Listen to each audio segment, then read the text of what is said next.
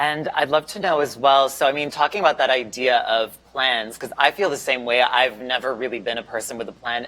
And maybe it's a Pisces thing. I don't know. But I've always felt sometimes this pressure that it's like, my God, I need to buckle down. I need to become more calculated. I need to be more thought out in order to make things happen for myself. And as we've seen in this year, that everyone's plans have gone out the window and people have really had to pivot and sort of change direction because things that they had planned are no longer possible.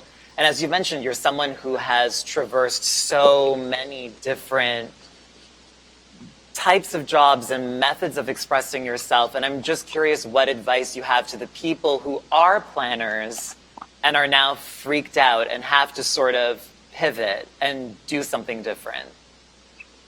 I don't like being told what to do, and I don't like being told who to be or who I am by someone else, considering I don't know who I am. Year to year, I keep changing and discovering all these new parts of myself, good or bad.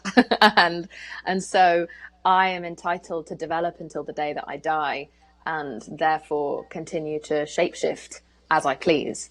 And so I would encourage everyone to understand that this lie that we were told to decide who we are when we're at college, when we truly don't know anything, is irresponsible, and it is reductive, that you are so much more capable and interesting and skilled than you realize, and that no one else can tell you who you are or what you're good at.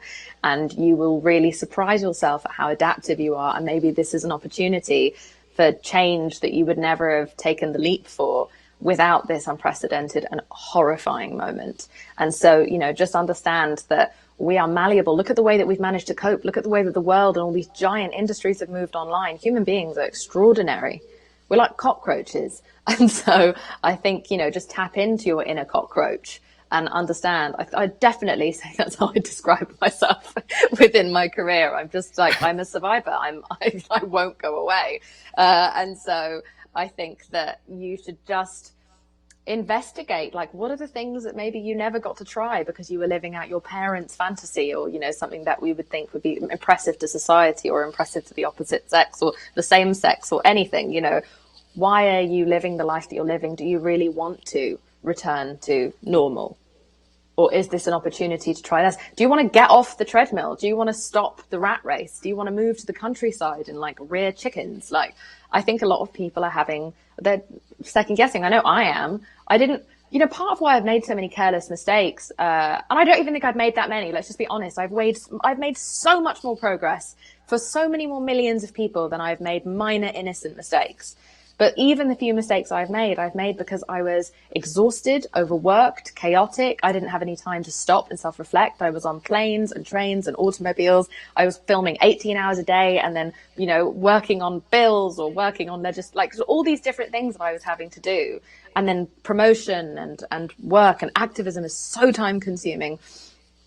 So I didn't have a pause for a moment to even stop and breathe and register what was happening to my career and how I was suddenly becoming this global name, and I had so much more responsibility than I actually realized, and so therefore needed to be more careful. It was just chaos. I was in the rat race. I was in the fear state of, you've got to do it all while you can. And I think that that's gone now. And I think we've all had a moment of realizing that we were conned into thinking that was a normal way of life because we were trying to make up for the 2008 recession. Our generation are the victims of the 2008 recession, and we were told to kind of rebuild the economy, and we did. And now look at what's happened. Didn't count for anything. So why bother doing this again? I know there has to be a better way. And I just feel like sometimes I'm so drawn to that idea of getting off the wheel and leaving the rat race. But then it kind of feels like you're falling off the face of the earth. And it's like everyone else is staying in the race. And it's like, what does that mean for you if you jump out? And I know that you can't really have your cake and eat it too, but it is a sort of scary decision to make. I think you can nibble at your own cake. I think that you don't have to leave the industry entirely, but maybe you just don't work 7 days a week. Maybe you don't do what I do and not take off a weekend in 3 years. Maybe I think happier people work better for longer. They work smarter. As I said, my mistakes came from my exhaustion. and my ignorance came from a lack of time to educate myself. And so I think longevity comes from pacing yourself, and we are not encouraged to do that. And it is vital. Because nothing matters. And all the people that we've worshipped, all these celebrities on their, like, you know, fancy balconies covered in diamonds, eating pizzas that they don't really swallow, you know, they didn't come through for anyone.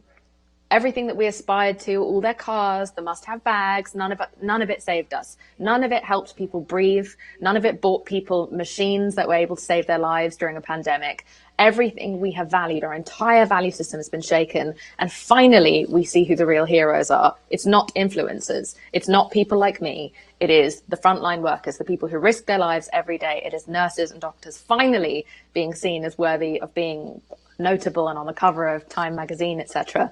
So, you know, I think our whole value system has to shift. I think it is shifting because we've realized how useless all the shit that we worshipped before turned out to be.